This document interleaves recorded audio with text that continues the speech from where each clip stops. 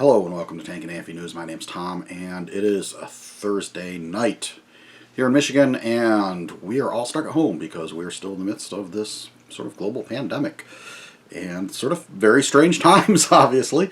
So I figured out, might as well make a video today, and really couldn't think of anything particularly interesting since I just haven't, usually I'm reading something or find something on the internet that sort of strikes my interest and that I want to share with people. So tonight I figured I'd just sort of copy every other channel in the world and do a top 10. So these are my top 10 tanks, sort of. Let me say, top 10 tanks that I have in 172 scale. So you probably all noticed that I've this big collection back there of 172 scale tanks. So I sort of was looking through it and pulled 10 models out that are ones that represent vehicles that I think are particularly interesting or important. Or just ones that are personal favorites of mine that I just think are interesting. And, it's always a little weird to say, like, this tank's my favorite, because these are machines that are used for killing people. Like, they're pretty horrific for the people that are on the receiving ends of what these vehicles dish out. So, I'll just preface it by saying, I present these as, again, like, vehicles I find interesting while still respecting what these vehicles are used for, because sort of when you step back and put them within the wider context, it's kind of horrific. These are machines that are used for killing other human beings. So that said, I kind of wanted to pick vehicles that I thought were not just interesting in and of themselves, but also sort of representative of the nations that made them and sort of the wars that they were in, and sort of the tell a story, so to speak. So without further ado, and I'm not going to bother putting in fancy graphics, and I'm not even going to put these in order because I can't rank them. I'm just going to present them chronologically. So just 10 interesting and significant tanks. So we are going to start with France. So here we can see my model of a Char B1 bis. This one is, this was a pre-built. Most of the ones I have are pre-built because I'm a terrible model builder. I've gotten comments where people are like, hey, why don't you tell us about the models and how you built them? Well, I don't build most of them because I don't have the patience for that stuff. So this one, I forgot, Trumpeter maybe? I don't even remember the brand. I've had it for a while, but it's pretty nicely done. And the Char B1 bis is interesting because it's just so darn weird. There's an old saying that the French copy no one and no one copies the French. As far as military design, that's kind of true. Their stuff's always interesting and unusual. And what I find interesting about the Char B1 bis, aside from just the vehicle itself, because this is a very strange vehicle. It is one of the most powerful vehicles in the world in 1940, despite being a design that looks like something out of World War I. And that's because the design had been sort of kicked around for really quite a long time before it finally got into production. So it's got this very World War I-esque look with the tracks, a sort of tall hull with the tracks going all the way around.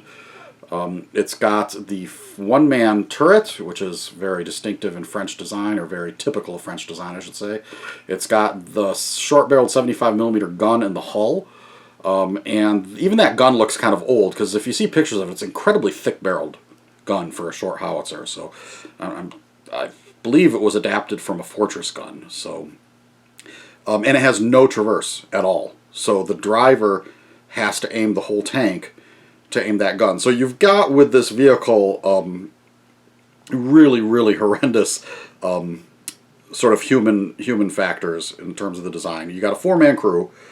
You've got a commander / gunner / loader in the turret. So he's got way too much to do. He's got this stupid cupola that doesn't even have a hatch on it, so he can't stick his head out the top and see what's going on. He's just got his vision devices.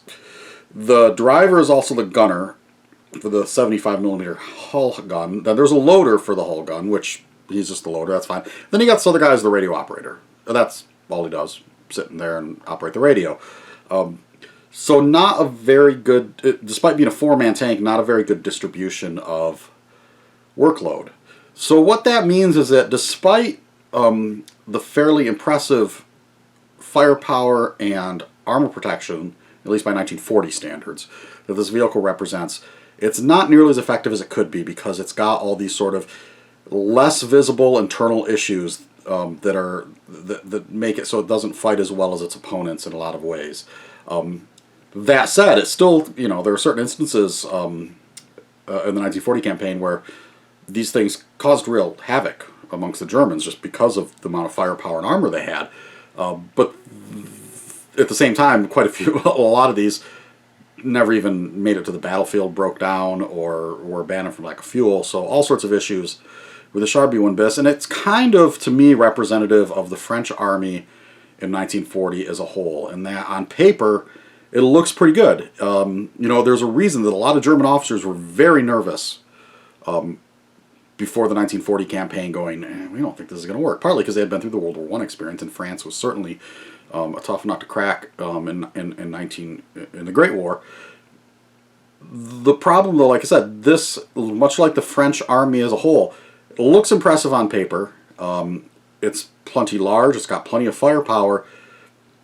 But there's this whole bunch of internal problems, both within the army or the armed forces themselves, sort of, I would say, sort of an ossified command structure, a lack of initiative amongst the highest commanders, and just an inability throughout the entire French military to respond quickly to what was going on the battlefield. Part of that had to do with sort of really old-fashioned approach to communications. They really were way behind the Germans as far as radio usage, relying on phones, and really sort of being stuck in a very World War I battlefield mindset. And then there's these sort of larger issues in French society at the time as a whole, which I think there's just a certain sort of war weariness after the incredible losses of World War I. You know, a lot of the reserves were not particularly well trained. They had been called up and had been in the field for months waiting for action to start. So I'm not sure if morale was spectacular amongst the army as a whole. There are also issues politically, just as that would affect production and mobilization as well. So there was a strong distrust amongst the more liberal sectors of the French Republic toward the army, which they sort of feared as a possible threat to the sort of liberal democratic order in France at the time. Obviously, you know, fascism didn't just have appeal in Germany and Italy, but a lot of other countries, there were very conservative elements, particularly in the military. So there are all these different, and that did affect the French ability to mobilize and allocate funds properly for defense. So getting far off why this is my favorite tank, but partly it's because, for all those reasons, it sort of, to me, is a representation of the problems of the French army as a whole. It's not that it doesn't have firepower or protection. It's a formidable force, but it's just outdated, and it can't respond quickly. It can't. It gets out. The German army basically outthinks it in terms of their ability to respond on the battlefield, both on the tactical and the operational level. So Char B1 bis, it's a really fascinating tank, and so that's the first one on my list, and sort of a very long rambling explanation. So next up we have, I think this is familiar to everyone, this is a T-34. I've got several T-34 models in this scale. This is sort of the one that represents the earliest version. So you can see it's got the really early 76mm gun that was, or was it the L11, I believe, that was replaced by the F-34 later on, or fairly early on in the campaign. And the T-34, you know, I don't think I have to say a whole lot. It is probably the most important tank design of the Second World War, potentially. I mean, it is the most common vehicle in the Red Army, which is fighting on the largest front against, and is the force primarily responsible for the defeat of the German army. You know, what more do you need to say? This was produced in huge numbers during the war. It went through several iterations, and it is a tank that is almost a little hard to talk about, because there's so much sort of myth layered upon it. There's so much. It's become sort of almost a symbol of national pride for the Russians. Like, this is the vehicle that won the war, and don't dare criticize it. When there actually is a lot of things you can say about, particularly these early versions, you can say critically about it. You know, this is an incredibly small turret for the size of the gun. It's only a two-man turret. That creates some problems early on in the war. That said, 500 horsepower diesel engine, it's fantastic, particularly by 1941 standards. Good armor on the front, sloping armor everywhere, so it's it's setting new standards in terms of firepower, protection, and armor. There, like I said, almost like that Sherman Bis we were looking at just a minute ago, though not nearly as severe. It's got some problems on as far as sort of the human factors or crew ergonomics, or however you want to put it. That because the Soviets are in 41, 42 just desperate to just keep producing new vehicles, they're not really able to address those concerns until really 1944 when the T-34-85 comes out and they get the three-man turret. That said, though, this was an excellent design, obviously. Probably just not as perfect as a lot of the sort of propaganda put out by the Soviet Union would make it be, but certainly it is one that's by far one of the most important tanks of the war, and Russians certainly have plenty of reason to be proud about this design because this was a game changer in 1941. Next up is one that's just a personal favorite of mine. It's not necessarily the best tank, but it is the M3 Lee, and it's American, so I'm kind of partial to it on that level, and it's just goofy looking. It's sort of like I have a thing for tanks with multiple guns, so we did the Sherman Bis, but then the Americans come up with sort of this, which is a more rationalized version of the Sherman, you could sort of say, because at least it's got a crew. It's got 7 crew members, which is really more than you should have, but at least enough for the tank to operate efficiently. And it's got traverse for the hull-mounted guns, so the driver isn't having to double as the gunner. He's still got to work with the gunner to make sure the tank's pointing in the general direction, but overall, this is an interesting vehicle, and it sort of sums up the United States in the war, in that we come into the war sort of, particularly not so much with aircraft, because we had been in the naval ship designs. That stuff I don't know nearly as well, but it seems like we had been spending more money developing those designs. Vehicles, tanks, army stuff, hadn't really spent a whole lot of time and effort developing that stuff, just sort of prototypes. So when the war starts, all we've got is the M2 medium, which I don't have a scale model of, and that thing's really problematic, but at least it's got a workable suspension, workable engine. It's the basis for something better. This is the first attempt at making something that is at least battle-worthy. And, this is a vehicle that always gets sort of slagged in a lot of books. They're like, oh, it was really flawed. And it's like, yes, it is flawed. And they knew that when they designed it. It's too tall. It's got too many men. The main gun doesn't have full turret traverse. But by the standards of 1941, this is a pretty powerful vehicle. It's got more firepower than any German armored vehicle in 1941, pretty much. So, and it was intended to be a stopgag. So I don't think that there's much reason to criticize this vehicle. It was a symbol of American pragmatism. They're sort of like, well, this is the best we have right now. Let's just make a lot of them. Let's get them in the field, and it'll get the job done. It's not perfect, but it's good enough. And these are all very well built. Like, there's a sort of idea, sort of like quantity versus quality. The U.S. stuff, even if the design itself is not necessarily like the most optimal design or the most cutting edge in terms of, tank design, these are very well built quality vehicles. There's nothing low quality about the American stuff. Just because we were able to pump out thousands of them relatively quickly, that's because the American industry was far ahead of anybody else in terms of mass production in that period. So, the M3 Lee, which... Now, the next one I have here is, and this is sort of cheating because it is closely related to the M3 Lee, is the M4 Sherman, of course, which is the primary tank of the United States during World War II, and probably my favorite tank of all time. And I grew up watching Haunted Tank, or reading Haunted Tank comic books. And, Sherman tanks are kind of cool. You can go find one, if you look, probably not too far from your house, somewhere in front of an American Legion or VFW or in a park or something. And the Sherman is, in many ways, very similar to what I said about the M3 Lee. It's not perfect. It's sort of, the U.S. Army says it's good enough, and it gets the job done. This particular one is M4A1 late war version with the 76mm gun. I've got about 7-8 different Shermans in 172 scale. I just picked this one because I like it. You know, and this is sort of the very first 76 millimeter gun versions were on the M4A1. I think that's what Lafayette Poole, what was his tank, In the Mood, I believe, was named. So the version he had, not the best version of the tank. That'd be the what's usually called the EZ8, but really the proper name is M4A3E8. But yeah, the Sherman, partly it's interesting because we made, or I should say the United States made, you know, 45,000 of these things in like 3.5 years. I mean, that's just astounding.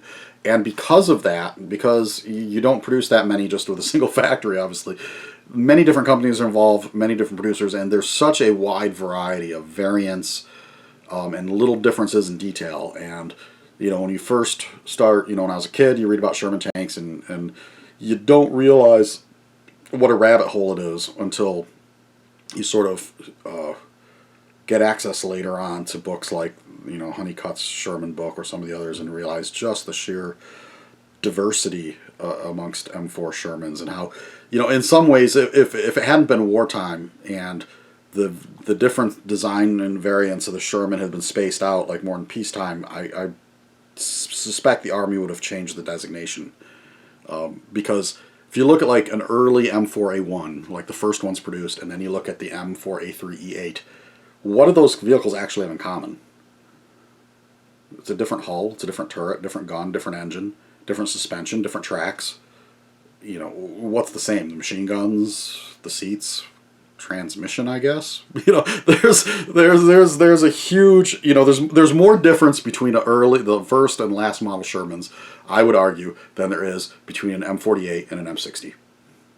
So, anyhow, next up I have, this is sort of a weird one. It's actually not even tank. It's partly because this is just a really nice quality model. I think this one's by Dragon, of the Nashorn. And I just always thought it looked cool. I mean, it's got this big imposing gun. And it's not so much just the Nashorn itself, but what this represents.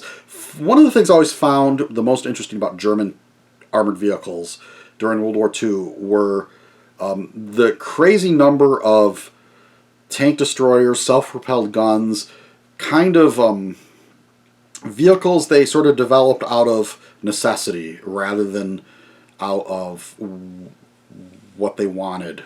You know, things they would have never developed in peacetime probably, but because of what was going on, particularly on the Eastern Front, where all of a sudden they realize, you know, most of our tank designs are obsolete in the face of these Soviet designs, and we need to get a whole bunch of big guns on tracks and just move them out in the field. So this to me is sort of represents the largest of those, but like I'm kind of using it to sort of represent all those different self-propelled anti-tank guns, things like the Jagdpanzer 1 and the Martyrs 2 and 3.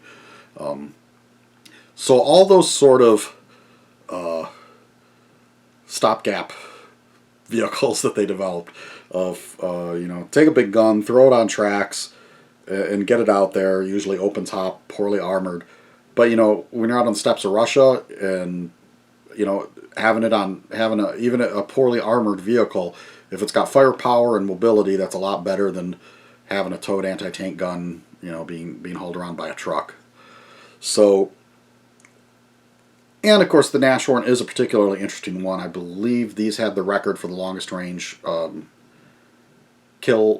kill during the war. Because obviously the long-barreled 88 is an incredibly potent weapon by World War II standards. Being open-topped also, I think it gave the crew extremely good visibility, if obviously very poor protection. So this was a legitimate long-range tank-killing threat. It's also particularly large, vulnerable target.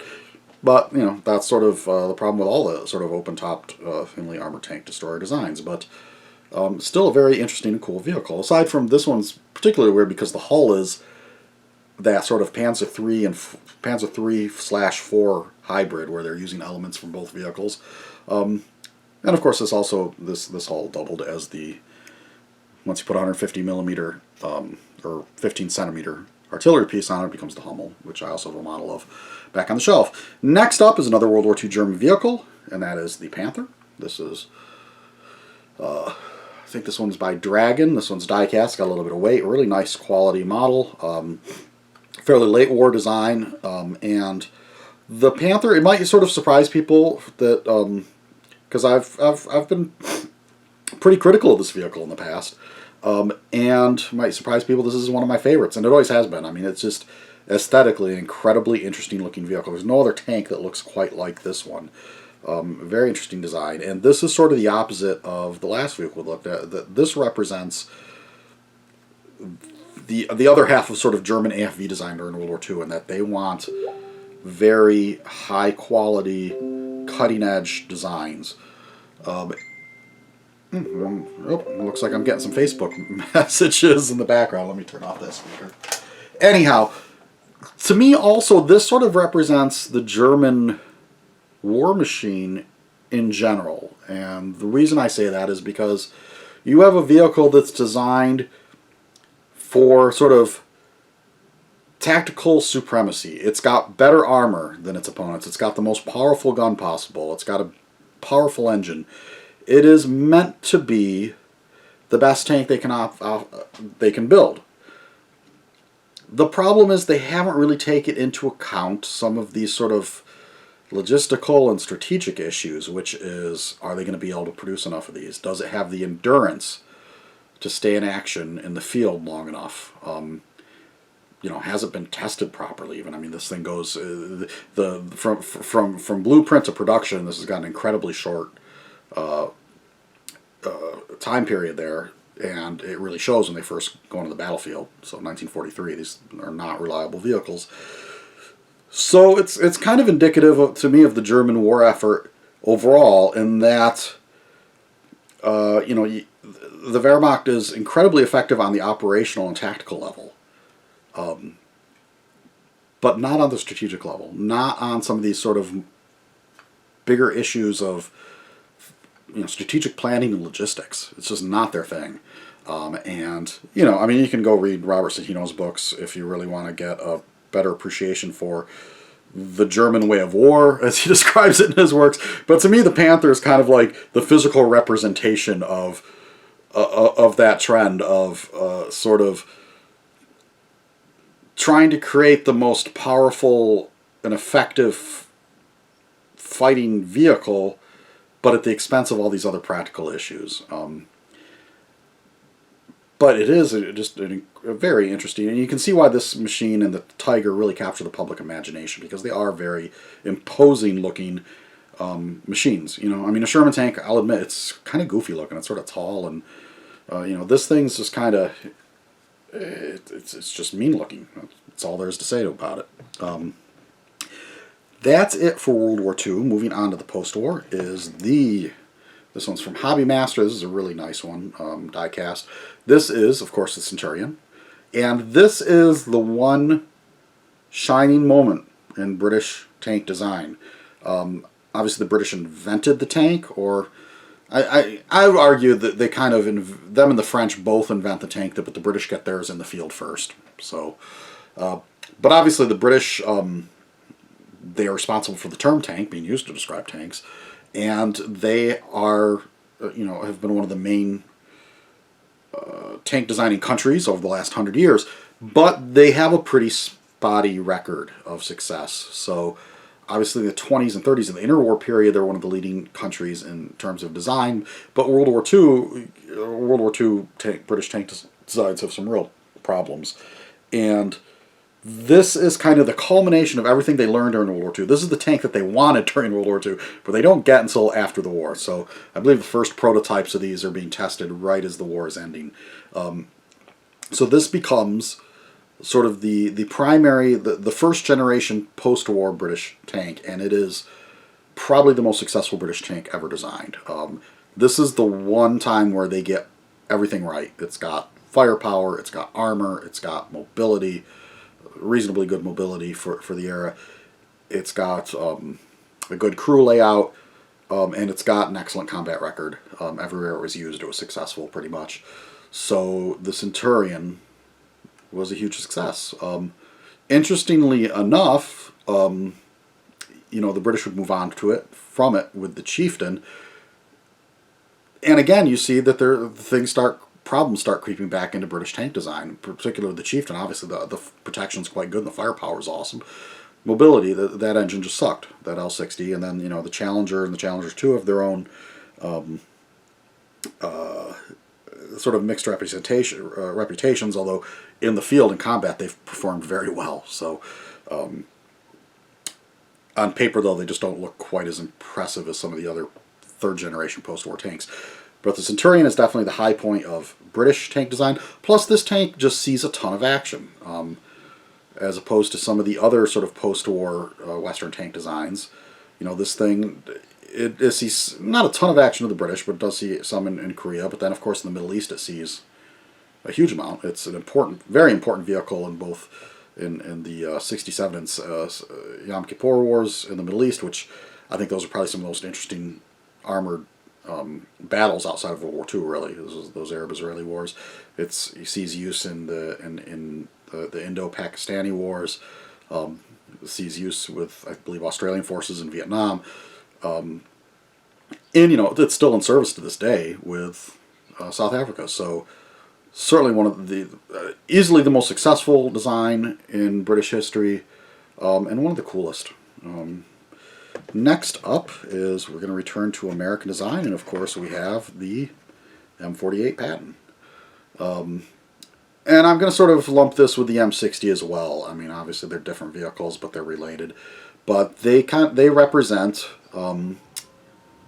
U.S. Cold War armor, and the thing that I find interesting about these vehicles is obviously they see a ton of combat as well. The M48 sees use with U.S. forces in Vietnam. The M60 series will be used with U.S. Marines in the Gulf War, although it won't see a ton of combat.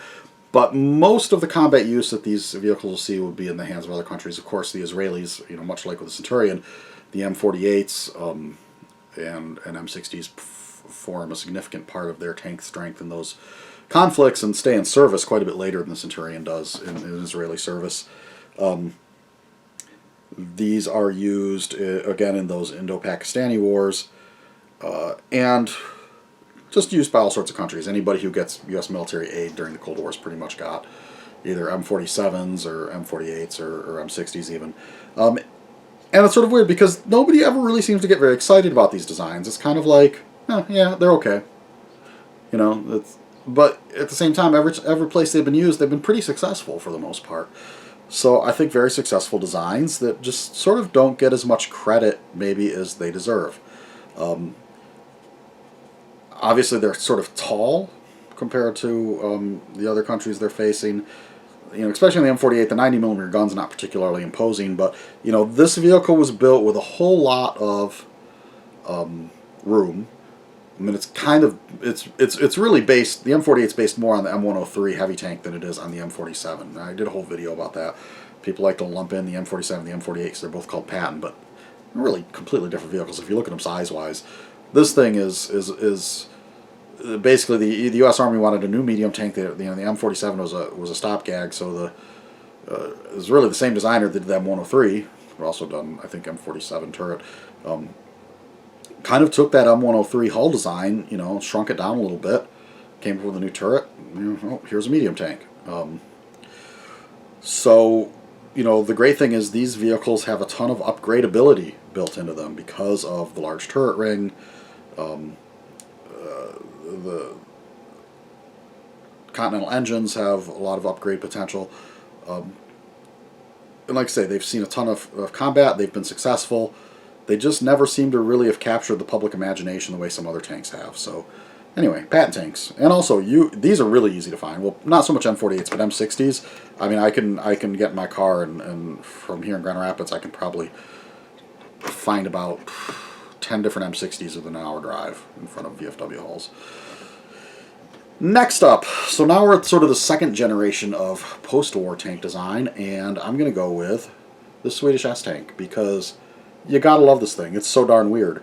This is probably the most original and interesting design in tank design of the whole Cold War. Like, nobody came up with anything quite this exotic. And, you know, we don't know for sure how effective it wouldn't be because Sweden didn't get involved in any wars. But I think it's fairly safe to say that this would have been a reasonably effective tank, depending on the context of how you're using it. Obviously, this thing's better suited for the defense than offensive operations, although that's a sort of an assumption. The Swedes certainly did not consider, a lot of people want to call this a tank destroyer because it has no turret. The Swedes did not. This was a tank for them, and, they felt they could bring, because this is an era before you really have fire on the move capability anyway, so everybody's got to stop to aim their gun, and this could get the gun on target quite effectively compared to a turreted tank. And it's just so weird. I could spend a whole hour just talking about how weird this thing is. It's also the only tank that can be effectively crewed by one person, because the driver's the gunner. I mean, obviously Optimum, it's got a crew of 3, but one person can drive this tank, aim it, and fire the main gun, which is not something you can say about any other tank. Fortunately, even though this is no longer in service, the nice thing is that quite a few of these, before they scrapped the whole fleet, they did give out quite a few. So I got to see one of these in Knoxville, Virginia a couple years ago, because they have a couple of them there. And then there's several in Europe and in running condition. So it's not that hard. If you really want to go see one of these running, the nice thing is quite a few that are preserved, which is nice because it is such a unusual design. I mean, not just the fact that it has no turret and a fixed gun. It's got 2 engines, and not just like a big engine and a little auxiliary power unit. It's like 2 engines of roughly equal power. One's a diesel, one's a gas turbine. That's just crazy. Like, it's awesome. Like, everything about this vehicle, it's just... If aliens had come down to Earth in 1960 with a tank design that was unlike anything anybody else seen, this would be it. It's sort of the closest thing. So the Swedish AS tank, certainly one of the more interesting. And then finally I'm going to wrap up with another rather unusual tank. And this is the Israeli, the Merkava, or Merkava, however you say it. I say Merkava. This is a little dusty, isn't it? I forget if this is supposed to be a Merkava 1 or 2. They're very similar externally. And this is a model I built myself, so it's not spectacular by any stretch. So the paint color's off. If you're like, oh, they're supposed to be a little more greenish, well, that's my fault. The reason I like this early version, partly because I had a model of this when I was a kid, and it was a tank that my father would talk about, since he worked for Continental Motors and they made the engine for this, and he had to go to Israel at least once, I remember, on business. And we also one time had an Israeli colonel and major over for dinner one night because they were visiting Michigan on a business thing, and my dad had to entertain them. So so this was a tank that I was fascinated with as a child, particularly the sort of earlier versions. And what's interesting about this tank is that it is, like the S-Tank, a rather exotic design compared to what most people were making. And this tank is one that is so clearly, it's interesting, if you know anything about the Yom Kippur War, and you read about the tank battles, particularly in the Golan Heights, this is the tank that the Israelis wish they would have had in those battles. This is all the experience from that war.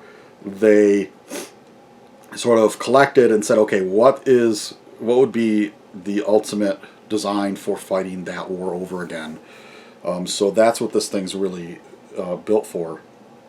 The initial design. Now, obviously, all of the fighting that this tank's done, it hasn't been involved in sort of high-intensity tank battles like that. It's been used in very different circumstances.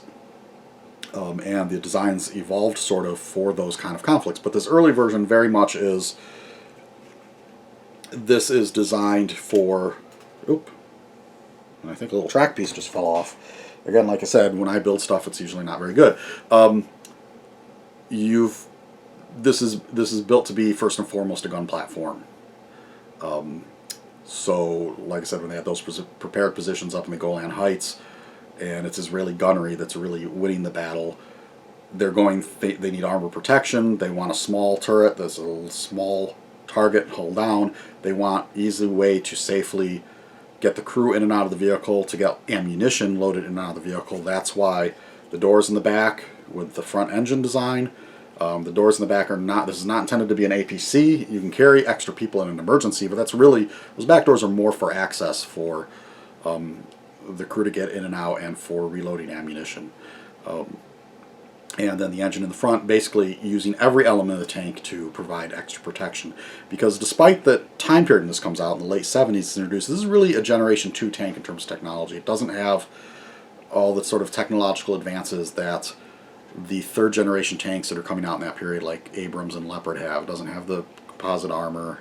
It doesn't have a really super high horsepower engine. I mean, 900 horsepower is pretty good, but it's certainly not 1500 horsepower like those vehicles. The later designs of the Merkava would get into that sort of Generation 3 range of features, but the Merkava is really sort of like the last of the Generation 2 tanks in my mind. So, but just the nature of the design, the engine in the front, the narrow hull, the focus on using every component of the tank as protection, the doors in the back of the vehicle for access, 3 roof-mounted machine guns. I mean, that's pretty unusual as well. It's just a really unusual design, and it's a design that's very specifically built for Israeli requirements, and that's what makes the Merkava a very interesting vehicle. And aside from, it was one that helped put bread on our family's table, because they were a major buyer of AVDS 1790 engines, which was a big part of my father's career. So, so that's 10 different tanks that I find really interesting, and why. Much more long-winded, I'm sure, than the Tank Museum or top 5 videos or some of the other top 10 lists you will see, but that's sort of, yeah, how I think about some of these. So, hope you all enjoy the weekend. Stay safe, stay inside, stay healthy, and we will catch you on the next one.